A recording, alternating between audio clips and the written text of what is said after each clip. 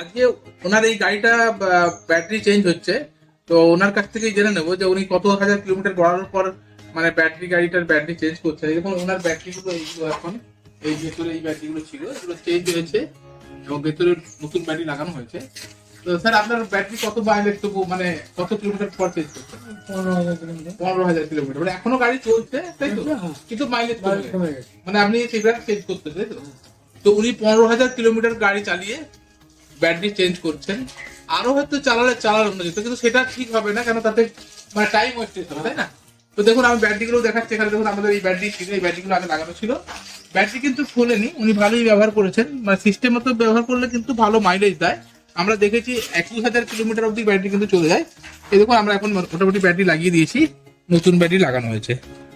আচ্ছা এটা কত কত কতদিনে আপনি এই 15,000 কিলোমিটার গড়িয়েছেন? 1.5 বছরে 15,000 কিলোমিটার গড়িয়েছেন। মানে যদি একটু হিসাব করা যায়, মানে 15 × 3 মানে 45,000 টাকার মতো দেখতে গেলে তেলের দাম আপনি বাঁচিয়েছেন, পরিবেশকে ধুঁয়ো থেকে নির্গমন থেকে বাঁচিয়েছেন, নিজের পকেট বাঁচিয়েছেন, তাই তো নাকি? হ্যাঁ। তো ব্যাটারি গাড়ি নিয়ে যারা আমরা ভিডিও করার উদ্দেশ্য যাতে আপনাদের মানে কাস্টমারদের রিভিউ, এটা কিন্তু আমাদের কিছু রিভিউ না, তাই তো নাকি?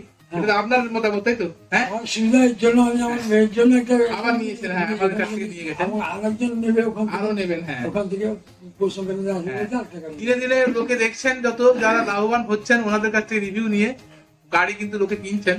তো যারা কিনতে চাইছেন আমাদের সঙ্গে যোগাযোগ করুন। ব্যাটারি গাড়ি নিয়ে কোনো ভয় পাওয়ার মানে অসুবিধা মানে কোনো ভয় পাওয়ার কোনো কারণই নেই। আপনার কি ব্যাটারি আমাদের সমস্যা পেয়েছেন তো নাকি? কোনো স্পেয়ার লাগলে পান তো এখানে?